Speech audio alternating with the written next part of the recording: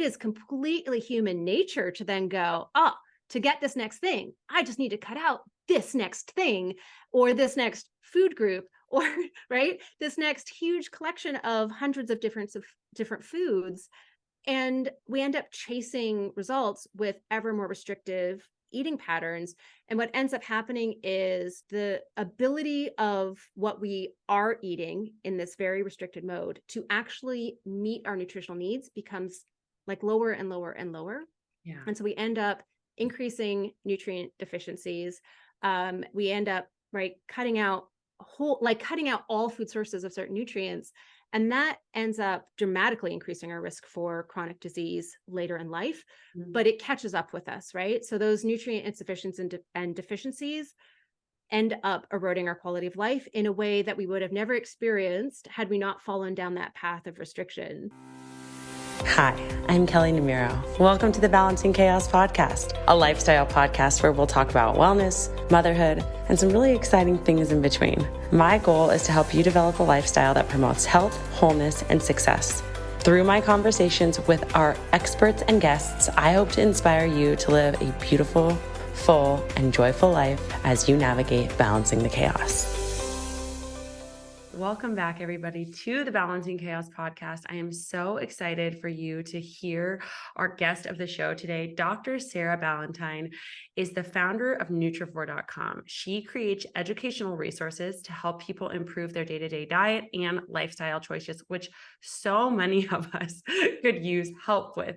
And she is empowered and informed by the most current evidence-based scientific research, which to me is the most important thing that we could be looking at when we think about our diets. We want to have evidence-based research versus having all of these trendy fad diets. And so we're going to get into that topic today and talk about that little bit of controversy in terms of like what diets are out there and what we're being told and why those things could actually be harmful to us. Dr. Sarah began her career as a science communicator and health educator when she launched her original website in 2011. And since then, she has continued to follow science, diving deep into immune health, metabolic health, gut microbiome health, nutritional sciences, and the compelling evidence for health at any size, while also observing the harm of healthism, diet culture, dogmatic information, and predatory marketing. With Nutrivore, Dr. Sarah seeks to create a positive, inclusive approach to dietary guidance based on science and devoid of dogma, using nutrient density and sufficiency as its basic principles. Nourishment, not judgment. Welcome to the show, Dr. Sarah. Oh, thank you so much for having me. I'm super excited to chat with you today because those things that you talk about, around like diet culture. And I want to hear your kind of thought process, because those are things that I'm highly passionate about and I talk a lot about on my platform. And so is there a way to have true health that is free of that diet culture? Because I think that there's two ends of the spectrum, right? There's like the crazy, like counting calories, diet culture. Yeah. And then there's health at any size. And like we see sometimes people eating Oreos for breakfast, and it's like, where is the middle ground? And like, talk to us about what that actually should look like. Yeah, I think there's many different layers to that question, right? So I think part of how I would answer that question is, how are we defining health? Because for some people, health is the number on the scale, it's the size of the blue jeans. For me, it has much more to do with how I feel, how I move about my day. Do I have energy? Do I feel good in my body? Do I wake up sort of like raring to go, or do I need my vices? Do I feel good hiking in the morning with my dog? Do I laugh easily when my kids are being silly? I mean, they're teenagers now, they're not silly all that often, but sometimes. Right. And then my doctor would define it a different way, right? My doctor would say, well, what does your blood sugar look like? What is your serum lipid panel?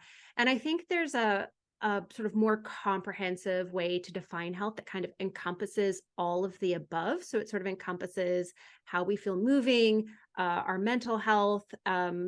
Certainly, lab markers can be one of those measurements. And for some people that might include weight goals, right? And I think we can define health in this broader way. And then is that possible?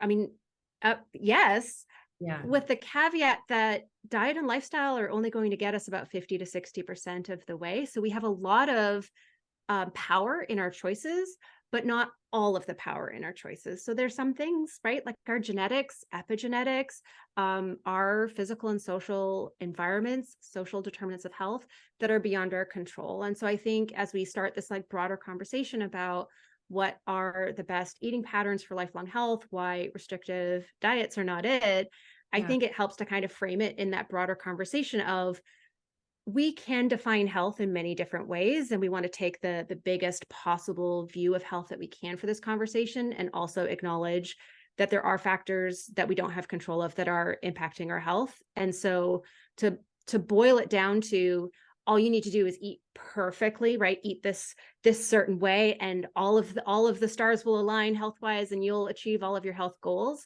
Like that's not how the Realistic. world Yeah. actually works. So with all of that nuance right from the get-go, I think the overall answer is yes. Okay. Yeah. I think that we have to start defining health. Like one individually, I like to like tell all of my clients that like, what does health mean for you versus Yeah. what it means to everybody else? Because then you can actually kind of see like, am I meeting those goals? Am I doing the things that are meaningful and valuable and priorities to me? Or am I, not? Because for a lot of people, like connection is one that they forget about all the time. But it's like, you don't Yes. really realize, wow, like being around other people and like not being on our phones all the time, like that makes us Right. feel really good. And I think the other thing that is that diet culture like really does hijack that kind of one lens focus of, Mhm. oh, your health is very only determined by the number on the scale. And I actually had somebody on the podcast last week who was like, that's not even really accurate because it's like, Nope. what does your muscle mass look like? And what is like what you said, like, what does your fasting glucose look like? Like those are all much more like much better determinants of like what your health is than looking at just a number on the scale that can be variable for so many different reasons, including the fluctuations of our hormones. Yeah, I agree 100%. And just sort of bring that back to the health at any and every size, which I find that science very compelling, but I am not obviously a spokesperson for that movement. So it's making sure to stay in my lane as I talk about this.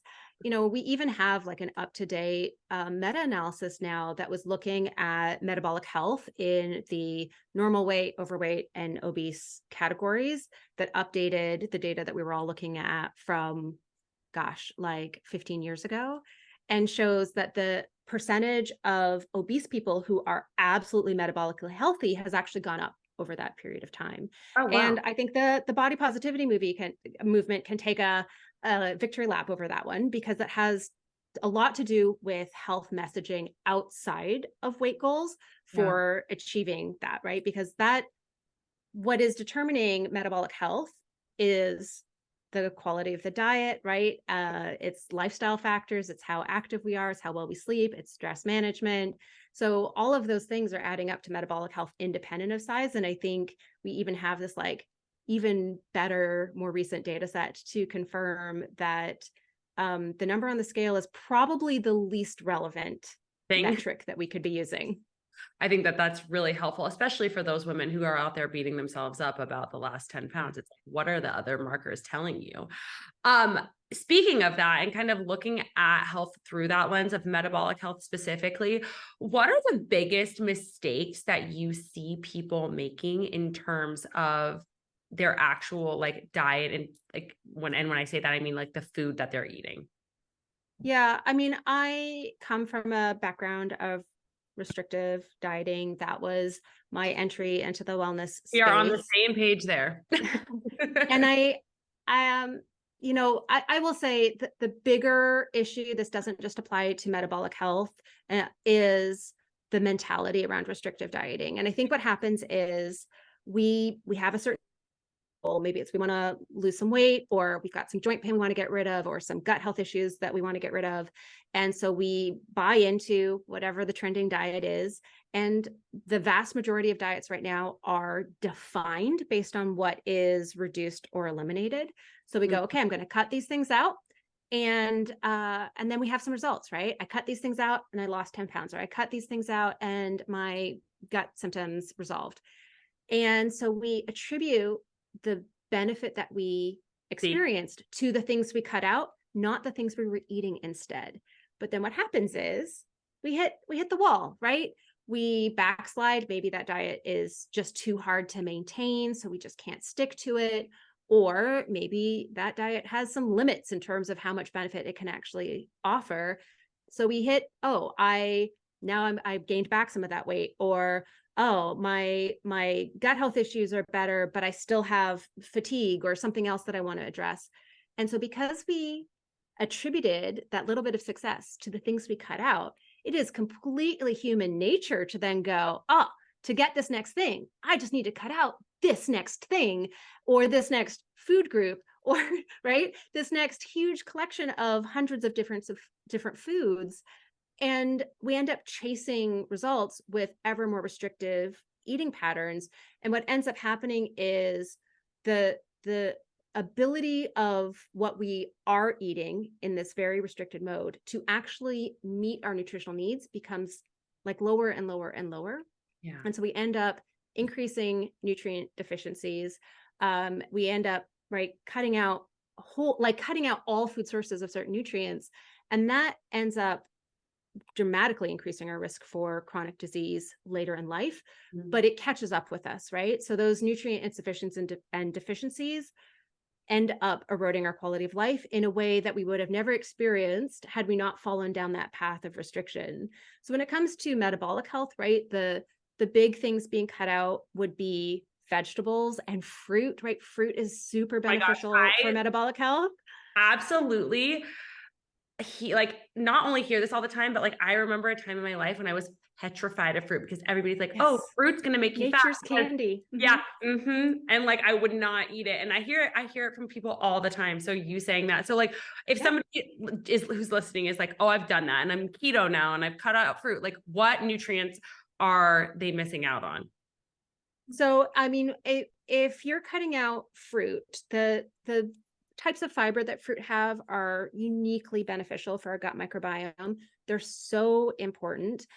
Fruit also is a really great source of some key vitamins. I mean, vitamin C being, obviously we can get that from vegetables as well. But also a lot of fruit has vitamin K.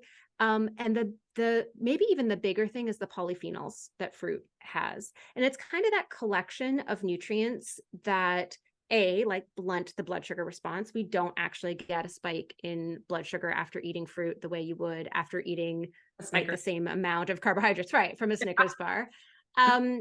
But also studies show that consuming like 2 to 3 servings of fruit per day lowers your risk of developing type 2 diabetes and actually can improve glycemic control in diabetics. Oh, And wow. so that is the sort of collection of nutrients. Now, part of that is just our insulin system Yeah. uses a lot of nutrients, right? So there are a lot of nutrients that are required for that system to work properly. So vitamin D, for example, which we're not just getting from food, we're getting from sunlight, and actually most of us probably still need a supplement. Yeah. But vitamin D influences the insulin glucose system in three ways. So it both is directly impacting beta cell health in the pancreas. So it is impacting the ability of the pancreas to secrete insulin.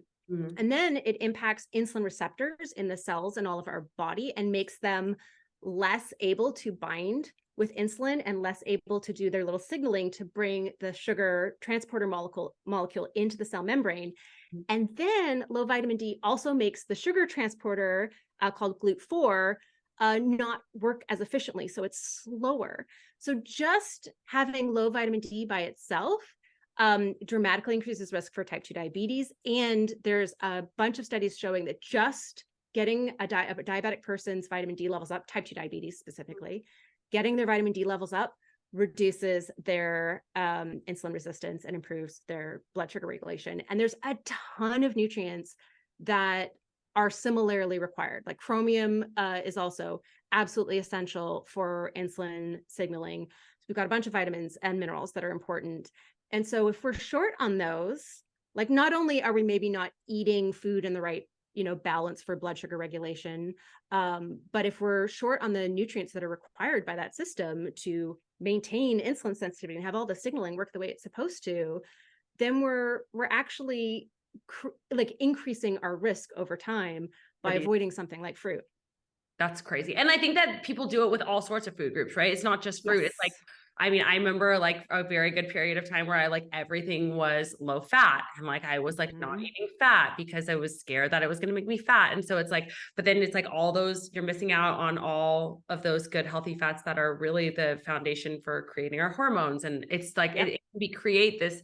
I mean, I know for me that by doing that, it's what created this cascade of like all of these different hormonal imbalances that is now like why I do what I do. So I understand 100% why, you're saying that this is kind of one of the biggest problems that you see. I'm guessing specifically among women.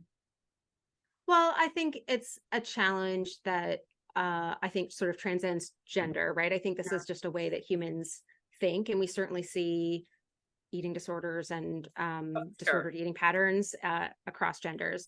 But I think that women are sort of uniquely susceptible to the body image, sort of predatory marketing of diet culture. And I think just because of the societal programming that we've all experienced since birth, basically.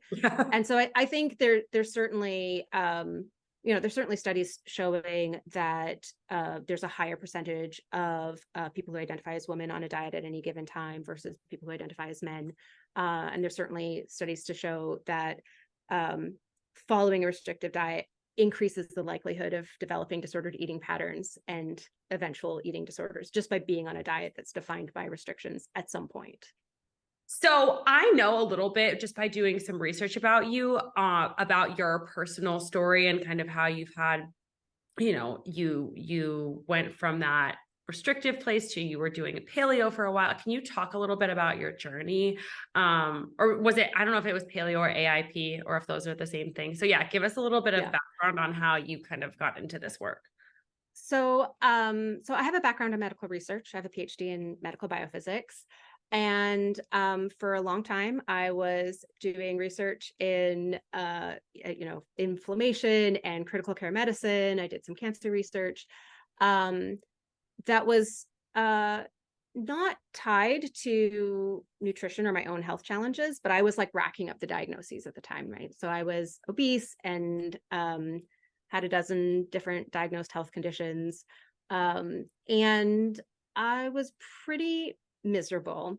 I ended up with gestational diabetes when I was pregnant with my first daughter. And when she was 1, I realized that I was borderline type 2 diabetic. And that was a big kick in the pants. Wow. I went on a low carb diet and lost 100 pounds.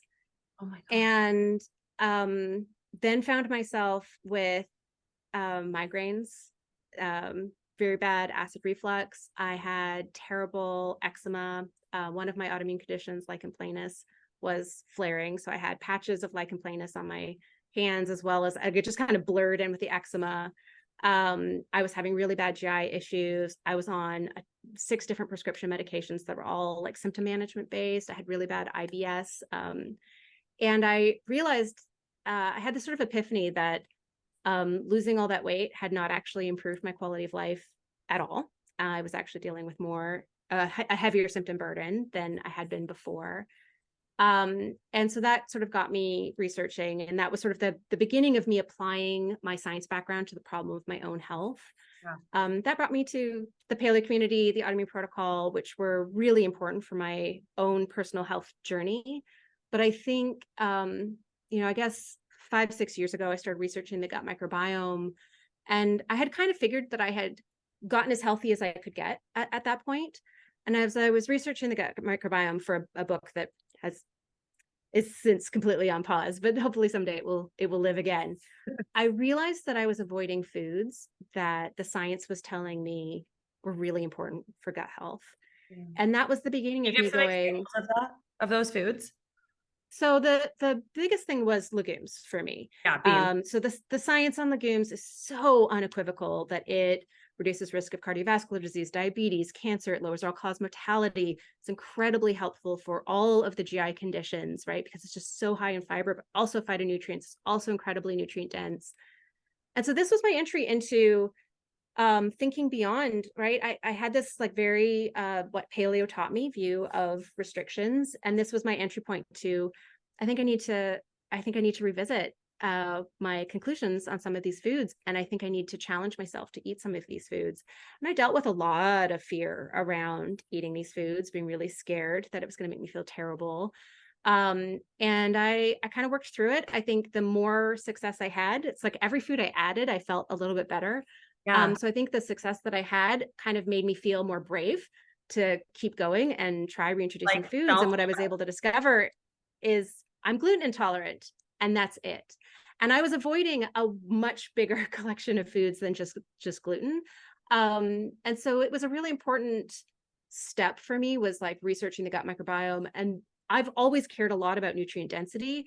So I think being able to take like researching the gut microbiome for me was like being able to take myself out of this diet community that I Yeah. was so like steeped in, and then go, okay, I think we might be wrong about some things. And then as I, took that second step back and really thought about foods from a nutrient density perspective, started really engaging with the science in a new way, like really being determined to not think about what works for me personally and really just look at the science, look for meta-analyses and systematic reviews, which are like the highest um, on the scientific evidence like hierarchy. It's like the strongest evidence for things. And I started to kind of piece together um, what I would now call Nutrivore. It's really just a mainly whole foods, very balanced approach. It's not a diet itself. So as I really dug into this research, I realized slowly over time, I wish I could say there was like one moment that's like, aha, on Tuesday, I knew all all of these foods I was avoiding, I didn't need to avoid. But it was really this like gradual set of realizations that made me I think just see the diet that I had been steeped in for years for the restrictive eating pattern that it is, Yeah. and really crave being able to not just not just like take myself out of that mentality, but be able to educate people on the value of foods, right? So when we can appreciate the nutrients in foods, the health benefits they have, it's a lot easier to leave that restrictive mindset behind. And that doesn't mean all foods will all work for all people. But I think there's a lot of restriction that's not necessary being taught us in diet culture. And I think for me, Nutrivore is a really key educational tool for helping people who have been steeped in that to take Right. steps outside of it. Yeah. Oh my gosh. I resonate with this so much, and I really appreciate you sharing your own story, because I know exactly what it feels like to like feel like that fear of like going back into Yeah. those foods that you had been like restricting or taking out for so long, not only for the sake of like, oh, I'm afraid to gain weight, but like also I'm afraid that these are going to make me feel bloated, and I'm afraid these are going to make me feel brain fog, Yes. all of these other symptoms that they could potentially cause. I was actually talking to a client of mine last week, and she had done a food sensitivities test probably 3 years ago, and she was still living by the results of that test. And it was like Yeah.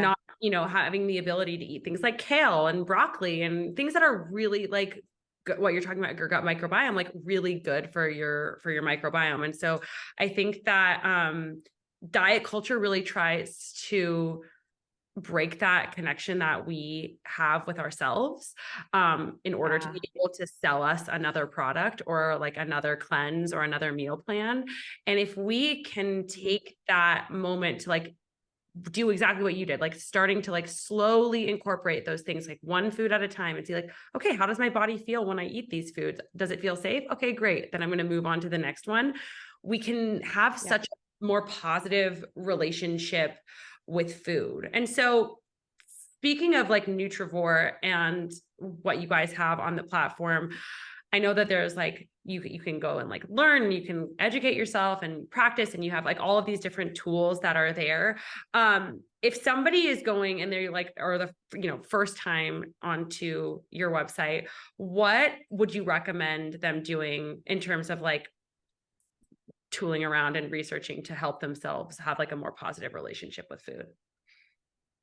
Yeah, I think why don't I sort of define Yes, please. Nutrivore, because I think we've sort of talked about it a little bit. So Nutrivore is a dietary philosophy, not a diet itself. And the goal is really simple. The goal is to get all of the nutrients our bodies need from the foods we eat. That is the beginning, middle, and end of what a Nutrivore is. And what's really empowering is that there's a million different ways to get all of the nutrients we need. There's so many different ways we can choose different foods. And what is necessary though is a general nutritional sciences education, right? Like if we all graduated high school knowing the same amount about nutrition that we know about math or grammar, I it wish. would completely change the landscape of public health, right? Like not only would we have a better sense of like what are the healthier choices in the store, but it would also like inoculate us against diet culture and diet misinformation online, because we'd have this base knowledge to go, that doesn't track. I think one of the big challenges we have right now as an entire society is that most of us don't have the base nutritional sciences knowledge to be able to have a sense of whether or not something is accurate, whether or not that makes sense as something that could be true, and we don't know where to start in fact checking. So Nutrivore is, again, it's this really simple dietary philosophy, but really what it is it's that accessible nutritional sciences education that we should all already have. But since we don't, that's what I'm creating with Nutrivore. So on Nutrivore, I would recommend certainly for the like brand new person coming to the website, go look at the Nutrivore 101 page, and it will just sort of tell you more about why Nutrivore is important and the incredible prevalence of nutrient deficiencies and insufficiencies and how those are linked to chronic disease, why whole foods are so valuable, but why 80% of our diet coming from whole foods is fine. Why dietary diversity is so incredible, why eating a lot of fruits and vegetables is important, and the 12 Nutrivore foundational foods, which are the food families, like we're defining food groups much more granularly. Yeah. So the food families that have something unique to offer us nutritionally. So that's where I would start, and that's where you can kind of play around. For me, playing around on your site before this, like Mm-hmm. this is content that like I feel like would be like in a course that you would like sell to someone. Like this is all for free. Like you can go on her website and like really learn about what you want to put into your diet without like, it's incredible how much content you have on here. Thank you. And we're adding to it. So, I mean, this is just the beginning of the vision for this website. So my team and I are adding almost every day, something new is coming to the site. So we're trying to basically fill that gap. And one of the things that's really interesting, so there's a corner of the site where you can learn about nutrients, and you can learn about their biological roles, what they do in the body, what diseases not getting enough of that nutrient is associated with, Yeah. what happens if you get too much of that nutrient, what the daily values are, and what the top food sources are. And just collecting that information has been so incredibly challenging. And one of the things that I've realized in building Nutrivore is there's nothing like this on the internet. There's no accessible articles about nutrients that are so comprehensive, right? That really pull Right. all of this information together, that aren't written for dietitians and doctors. That we also have all of these articles about foods and what nutrients they contain, but also then what those nutrients do in the body, so you can kind of incorporate all of that information. And the new corner of the site that I'm working on that will hopefully launch in the next few months is the link between diseases and symptoms and nutrient shortfalls. So really trying to like put that puzzle together of how nutrients, which are in foods, impact my health, right? So what then I can identify what are the foods that are going to supply me these nutrients that are especially relevant to me and whatever my health challenges are. So the idea behind everything that I'm building is to help you, like everyone, have a good enough idea. Doesn't have to, I'm not trying to make everyone nutritionists, but just have a broad idea of what types of nutrients are in what types of foods, so that we can, instead of focusing on what to restrict or eliminate, we can focus Yes. on what are the important foods that will help to meet my nutritional needs? What are the foods that are most important? And the great thing is that when we know how to do that, when we focus on eating more of those nutrients that are, or more of those foods that are crazy tied to health benefits, like the science is just unequivocal, right? When we know what nutrients those are providing us, it actually earns us more wiggle room for what I call quality of life foods, right? So it actually means that we can enjoy some foods, maybe they're budget stretching foods, or their cultural foods are really important to us, or it's just a donut and we really love donuts, right? And it means there's room for those foods, so we can get away from the restriction and that feeling of like I'm missing out, right? That having to like white knuckle your way through a diet because it's so hard, because Nutrivore builds in balance because it teaches us what foods to focus on, and we are allowed to then round it out with what foods we just want. Okay, I want to break down so much of what you just said because I feel like it was jam-packed with like incredible information. So the first thing that I think that you hit on at the very beginning was like you kind of believe in this 80-20 approach, right? Of like filling your life 80% of the time. Is that right? I would say 80-20 whole foods, right? So 80% whole foods. The science is pretty clear that 20% is the cutoff for like ultra processed foods. Okay. I think if we're going to say nutrient dense foods versus quality of life foods, I think we can probably draw that cutoff even more like loosey goosey. I think we can probably even say 60-40. Okay. Depends exactly on what that 60% is that you're choosing. But certainly like whole foods to processed and ultra processed foods, the science is very clear that 80-20 is where to make that line. And I think that a lot of us can accomplish that if we're like eating most of our meals at home, you know, and then we go out on the weekend and, you know, maybe I want to get a donut with my kids, or like maybe I want to go out to a restaurant with my husband and have a bowl of pasta. But then it's like at home, for the most part, you know, my 3 meals a day are going to be real whole food. I think that when we look at it from that perspective, it's actually a more easily accomplished task. The next thing that you said that you're working on, and I would love to hear more about, is that like idea of like nutrient deficiency leads to health condition, right? And so I know, like, for example, like I have hypothyroidism. And me too. Worst club ever. I'm so sorry. We're both members.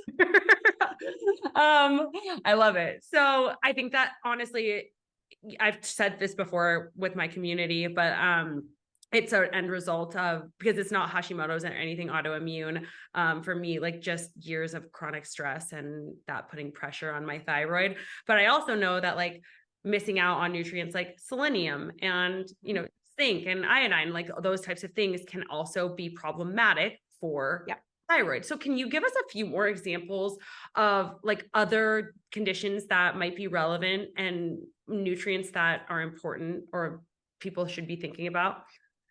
Yeah, I mean, I think the challenging part about answering this question is that every chronic health condition, even infectious disease, has multiple nutrient associations, and every nutrient has multiple disease associations. So I have a book coming out in May called Nutrivore, because that's kind of my jam. And one of the things I have coming in this book is a table in the appendices that is a list of 120 different like health conditions and like common symptoms, right? Like fatigue or headaches or PMS. And all of the nutrients, that shortfall of that nutrient is linked to either increased risk of that condition or worse symptoms of that condition. And that table is like 24 pages long. I think it's like, it's I cannot answer this question. Enormous. And part of the challenge here is that cardiovascular disease has 31 different nutrient associations. Right. So like hypothyroidism is actually a fairly straightforward one, because we can say iodine, selenium, zinc, and iron, copper maybe too. And vitamin D. Okay, there's a few, but like it's actually a little bit more straightforward when we start thinking about cancer, cardiovascular disease, type 2 diabetes, chronic kidney disease. all of the different sort of Laundry like list. reproductive health things, right? Yeah. The lists just become unwieldy so long. Now, my feeling on that is there's certainly like going to be, for readers, there's going to be some really like good connections that you're going to be able to go, aha, here's the 3 things I need to focus on.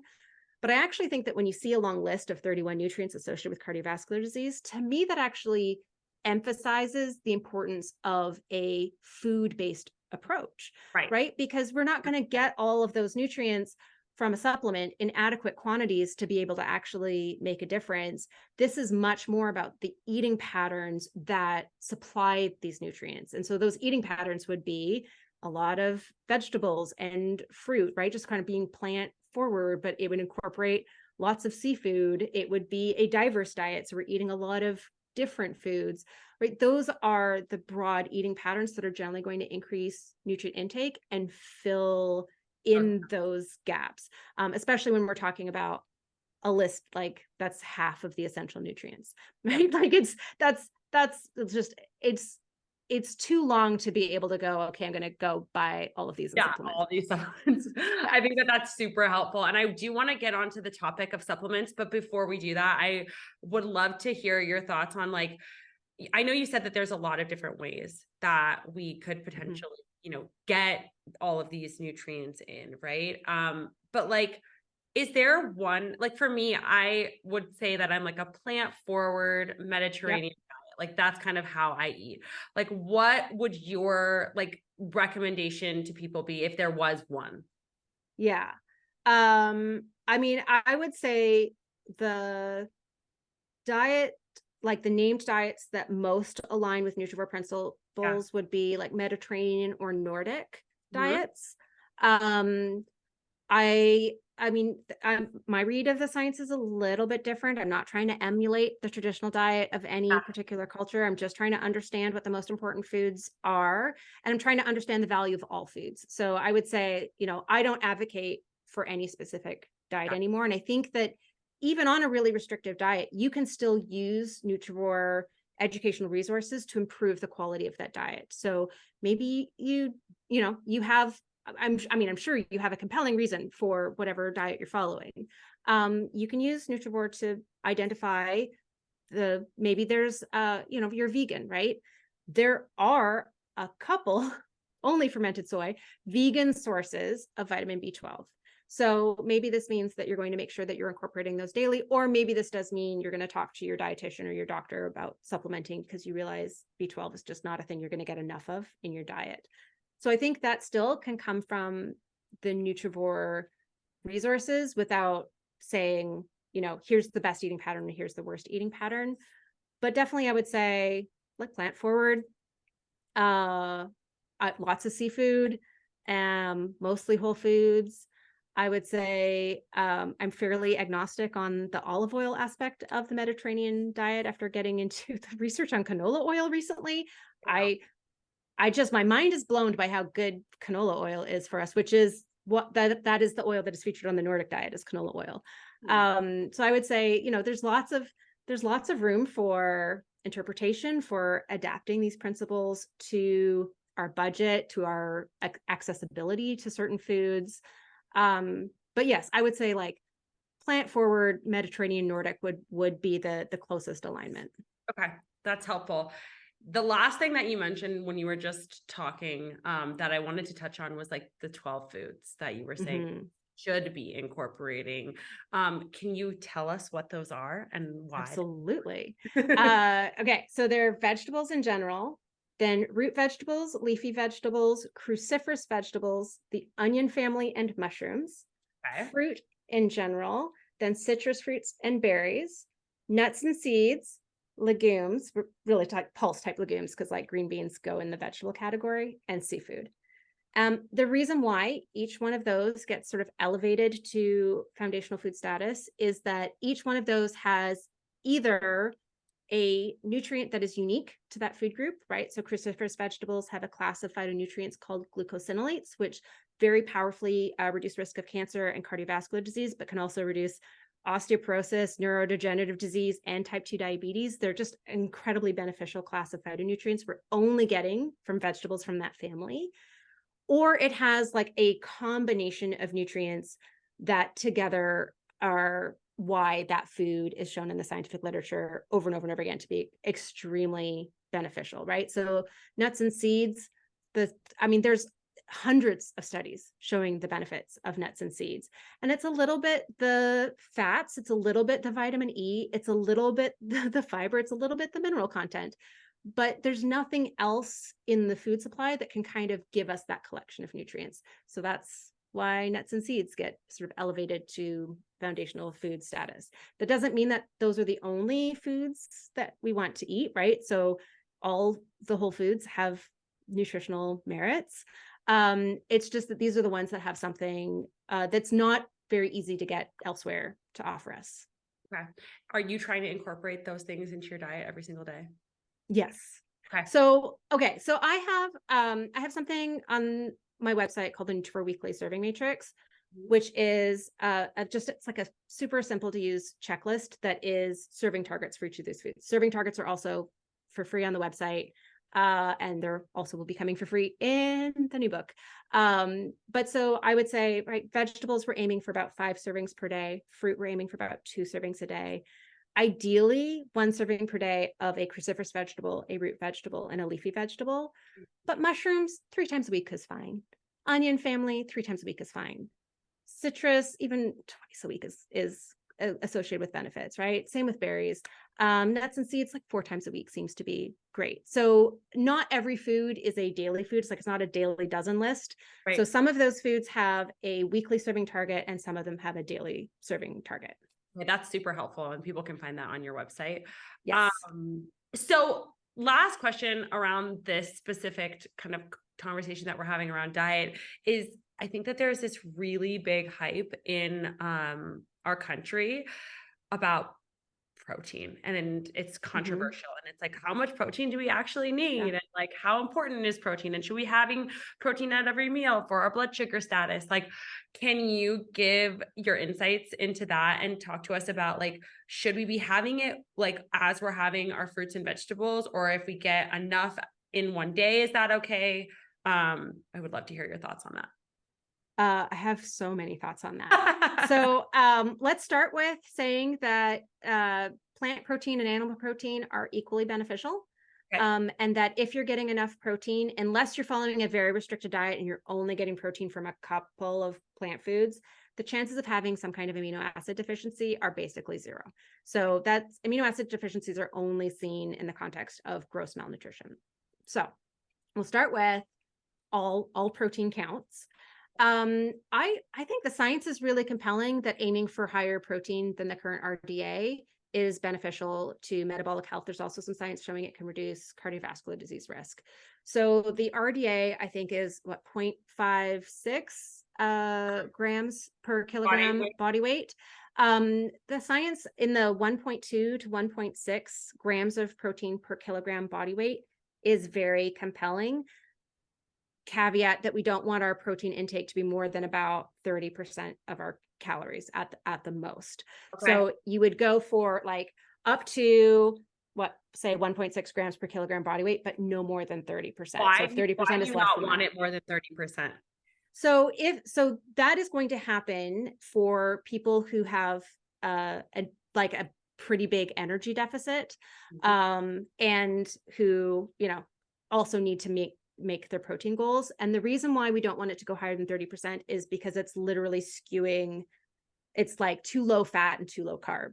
So it's more that high protein can be tough on the kidneys. There's some other reasons why we don't want to go too nuts so on the protein. So we are asking a lot from our kidneys when it gets above 30%, but it's more the imbalance to macronutrients. So once our fat and carbs are too low, then we can't get all of the nutrients that are associated with those foods, right? So we're not getting fat soluble vitamins. Because I've seen you just see people on Instagram just like spewing crazy stuff where they're like, that's all they're eating all day long, like cottage cheese and turkey roll-ups and beef sticks for snacks. And like, it's like, I think that we've gotten so far away from, as a culture, like just like what you're preaching, which is like balance and like normalcy and Yeah. like eating real whole food. I think what was really eye-opening to me, again, like my own journey, I was adopting diets without applying my scientific mindset to Yeah. them. So in all fairness, I totally bought into many different, I tried many different things because I was an obese teenager, tried many different things because I'm not a teenager anymore. I don't know if you guessed, I'm a little bit older than that. So I've tried just about everything under the sun at some point. My diet has been much more stable the last few years, and I think that the challenge is how how how many diets are defined by macronutrient manipulation, right? So I did low carb. I did keto at one point before it was called keto. Paleo was sort of a low carb diet. I did low fat in the olden days of Weight Watchers. So like I've kind of done like all of those different macronutrient manipulations. And then when I got really into weightlifting, I was doing sort of eat your macros. The challenge is that the science shows sort of unequivocally that anything outside of what are called balanced macronutrients, so it's the AMDR, so it's the American Medical Association's like distribution ranges for macronutrients, has been shown to increase all-cause mortality risk, which is a general indicator of health and longevity.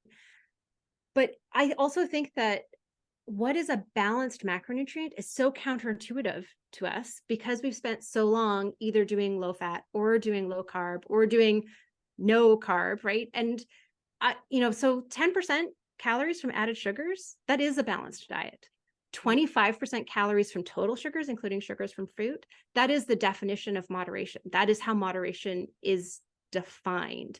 Up to 65% calories from carbohydrates, like 40 to 65% calories from carbohydrates, that is balanced macronutrients. That is moderate carbohydrates.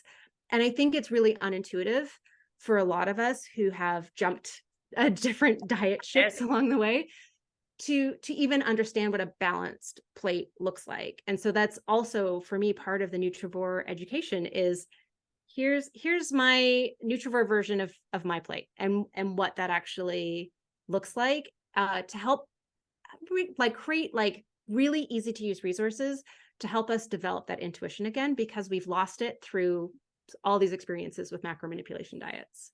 Gosh, 100%. I think. Do you guys have like an actual like visual of a plate?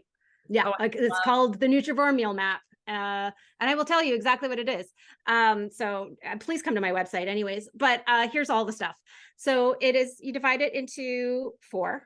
right. 1/4 is starchy foods. That's a little bit different than how my plate would define it. So a starchy food could be root vegetables, it could be legumes, it could be some kind of grains. 1/4 is a protein food. That could be an animal protein or a plant protein. If it's a plant protein, you merge that with your starch, right? Because if you're having a plant protein, it's going to be a starchy protein. So then you've got half of your plate is your starch and protein together. Then your other half of the plate, your 2/4 that are left over, is fruits and vegetables. So again, you can see it's a little bit different than how my plate sort of just separates it. So fruits and vegetables would ideally be, again, ideally 3 to 5 servings of vegetables a day and about 2 servings of fruit. So sort of thinking about that ratio. But I prefer fruit as a snack. I would rather eat my half plate of vegetables. So it kind of allows for us to, change the timing in terms of like when we're eating fruit versus when we're eating vegetables. And then those fruits and vegetables would ideally hit all the different colors, because science shows that the more different colors of fruits and vegetables we eat, that's like independently beneficial over eating enough fruits and vegetables. Are you exhausted trying to find solutions for your hormonal imbalances, or trying to figure out why you have these symptoms, whether it's that you can't sleep or you're exhausted all the time, or you feel like you're super bloated and you can't button your jeans, or you can't lose those last 5 pounds? Whatever it is, look no further, because I spent so many years of my life trying to search for answers and going from doctor to doctor. I put together all of the knowledge that I accumulated over those years and put it into a 17-week health and hormones e-course. It is this comprehensive program that covers a wide range of hormonal imbalances, from adrenal and thyroid issues to menstrual irregularities and fertility problems, and everything in between. If you have been battling with weight loss, metabolism, digestion, bloating, sleep, energy, anxiety, irritability, whatever it is, we've got you covered.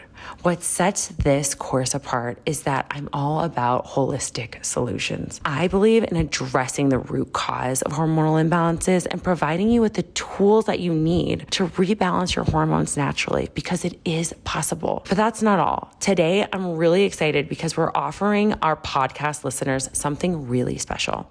When you enroll in our health and hormones e-course, you're going to receive an emailed lab review at no additional cost. I want to ensure that you have the most personalized and effective approach to regain your hormonal balance. So if you're ready to take care of your hormones in a really natural way and find the solutions that you've been looking for, you can join us for a free webinar where we're going to discuss the most common catalysts for hormonal imbalance and share some of the top solutions to help you reverse and address them.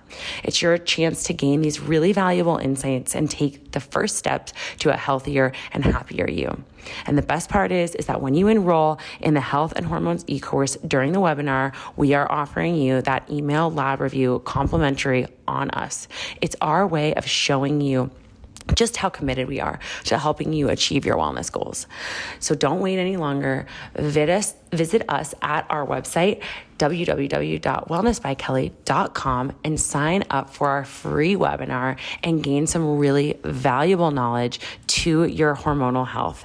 When you're ready to take action, enroll in that health and hormones course and get that emailed lab review on us.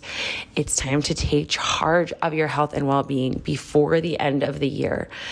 Get started now at www.wellnessbykelly.com. One thing that I wanted to touch on, that you even have an article about it on your website, but I would love to hear your thoughts on, you kind of touched on this idea of, okay, you could, supplement with a million things, but like, why not just get it from food? Why is it better for us to be getting our vitamins and minerals and nutrients from food versus getting them from a supplement? And if somebody does have to take a supplement, are there things that they should be looking out for? Yeah. So what I'm about to say is going to sound anti-supplement, but it's not anti-supplement. It's just time and a place for supplement. I'm going to lead with the take-home message. So the science on like multivitamin, multimineral supplements, like your 1 a day type supplements that you would take, is really underwhelming. So there's these huge meta-analyses. Now, meta-analyses pool together data from multiple different clinical trials, and they also include a like quality assessment step. So meta-analyses will first evaluate all the studies they're thinking about including for risk of bias. So like conflicts of interest or industry funding, and they will put what are termed like low quality or high risk of bias studies to the side and only look at those studies that are the highest quality. Then they pool all of the data together from those studies to get the highest statistical power. So instead of having 10 studies with 1,000 people, you can put all of that data together and you can have now a data set of 10,000 people. So it just allows scientists to really determine whether or not something is good or bad or neutral, and what the magnitude of benefit or harm is. So there have been a number of these big meta-analyses looking at the impact of multivitamins on health outcomes, and they do not improve all-cause mortality. They don't improve cardiovascular disease risk. They don't improve cancer incidence. Now, the question then is like, well, why? Like, why don't multivitamins work? Like, most of us are deficient in, or not getting enough of, maybe not fully deficient, but insufficient in multiple vitamins and minerals. Why doesn't a multivitamin fill in that gap? And I don't think scientists have a really good answer to that question right now. So it could be it's the forms that are used. It could be we're missing some kind of synergy that we're getting from food that we're just not getting in the multivitamin supplements that are out there. It could be that the tablets don't dissolve very well, so we're not absorbing very much. Could be there's not enough. It could be that the average American's diet is so nutrient poor that taking a multivitamin doesn't bring levels up enough to make a difference. Or it could be a little bit of all of the above. But my perspective on that is they don't show that they're harmful, other than getting too much calcium from supplementation. That can increase risk for kidney stones, as well as it does seem to increase cancer risk slightly. So other than definitely not wanting to get too much calcium, there's no obvious harm from taking a multivitamin. But if you could take the money that you are spending on a multivitamin and instead buy more whole foods, right? Like instead be able to put that towards the grocery bill, because there was a really interesting 2019 study that actually compared the nutrients from food versus the nutrients from multivitamin supplements, and showed that when we get those nutrients from food, that does decrease our risk of all those things. And when we get those nutrients from supplements, it doesn't. So again, we don't fully understand all of maybe like why a multivitamin isn't as good as we would predict, but we definitely know that if we could take that money and invest it in better food, that is going to improve our health outcomes. So, and this isn't to say, right, like a vitamin D, again, as I already mentioned, most of us do need a vitamin D supplement. About 75% of Americans are deficient or insufficient in vitamin D. It's really hard to bring our levels back up with sun exposure and food. Like this isn't to say no supplement at any time. It's really specifically multivitamins are not doing anything. If it makes you feel good, it's almost certainly not doing any harm, but do look at the amount of calcium in the formula that you're taking to make sure you're not exceeding the daily value of calcium. And if it's a trade and you can put that money into other, I mean, even if you put that money into a gym membership, right? Or into, there's so many other places where that money could be invested into our health, or even savings, because I feel better with savings. I think that can be a great thing for mental health, right? So I think that when it's a trade-off for budget, that's where skip the multivitamin. I love that. If somebody, like, let's say, for example, vitamin D, like I take a vitamin D supplement every day. Are there things that people should be looking for, like that it's third-party tested, or that it's like not, should we be looking at the ingredients? Are there things people should be looking at when? I mean, yes and no. Vitamin D is very standardized now. There's very good quality, like inexpensive vitamin D. I think the most important thing with vitamin D is to retest.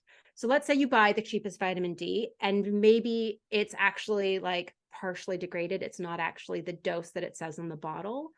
That's not necessarily going to be a problem, but you're going to want to retest your vitamin D levels to make sure how much you're taking is bringing your levels up high enough so that you can decide, oh, okay, well, I was taking 2 capsules of this super cheap vitamin D. Now I'll try 3 and then see if that brings my levels up.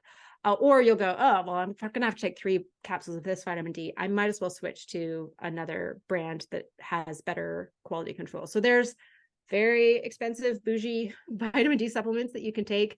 There's like rock bottom, basement.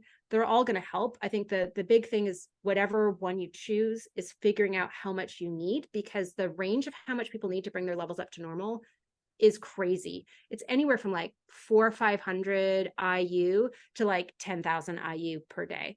And you don't really know where you are in that spectrum until you start supplementing and retesting.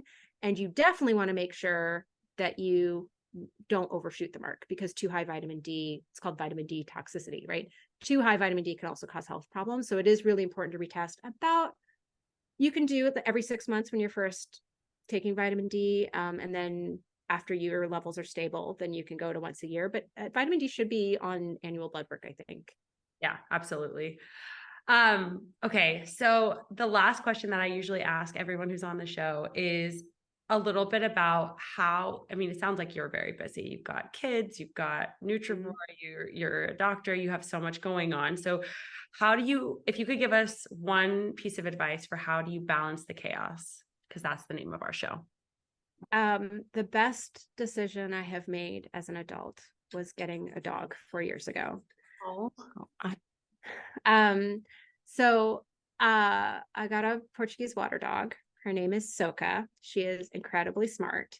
And I I knew ahead of time that Portuguese water dogs were a high energy breed and that she was going to need an hour or two of walk every day. That was a check in the pro column when I was deciding what type of dog that I was going to adopt.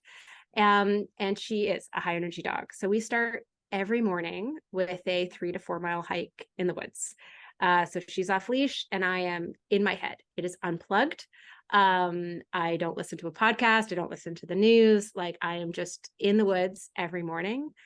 And that time to center myself, to be in nature, but to also be active, but to also like watching a dog frolic is the most wonderful thing.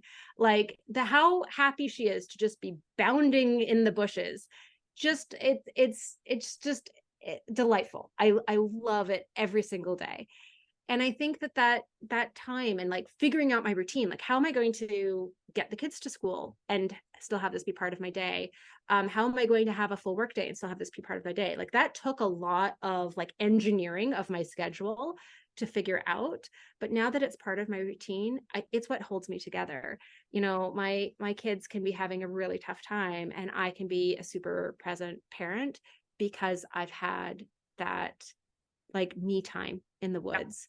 And it's that combination of nature and activity and bonding with my dog.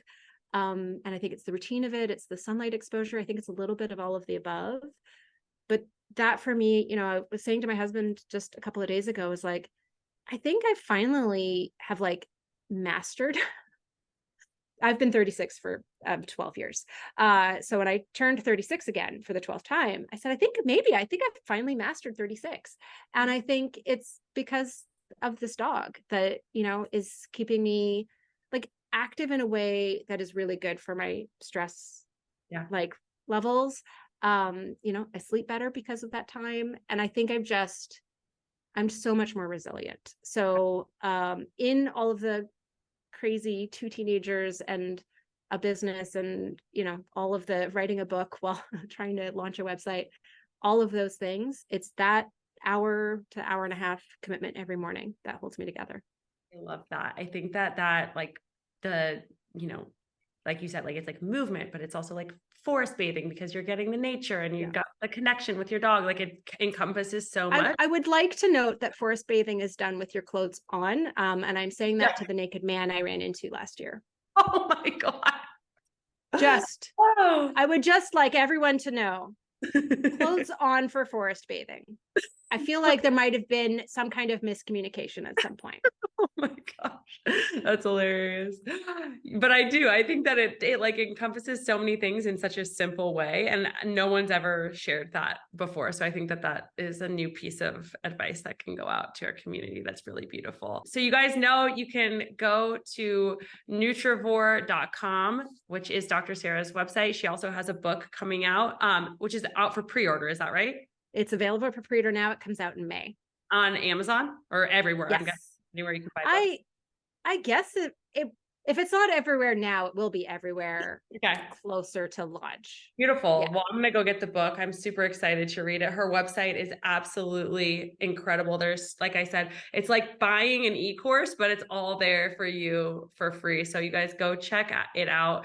You can follow her on Instagram and as well. Can you give everybody your Instagram handle? And we'll link everything in the show notes as well. I am at Dr. Sarah Ballantyne, DrSarahBallantyne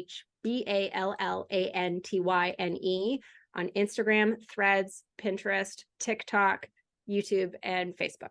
Amazing. Thank you so much, Dr. Sarah. This has been so wonderful. We really appreciate it. Thanks again for having me. This was fun. I hope that you loved that episode and that you found some helpful tools and insights to help you heal and come back to the most vital version of yourself. If you did, please rate, review, and subscribe to our show. That's the best way to support us. You can follow me on Instagram at Wellness by Kelly and sign up now for the 7-day free trial of the WBK app and our health and hormones course through Labor Day. When you do, you'll get 20% off of the course and 10% off the annual membership. For the course, use the code BalancingChaos20, that's BALANCINGCHAOS20. And for the membership, use the code BalancingChaos, all one word. In our course, you'll get access to an emailed lab review, plus protocols that are built out to help you heal whatever hormonal imbalance you're struggling with. For our membership, you'll receive a library of content in our app with low-impact workouts, blood sugar balancing recipes, and mindfulness meditations, all designed to help you balance your hormones naturally and feel like your most beautiful, joyful, and vital self. Thanks so much for joining me. See you in the next episode.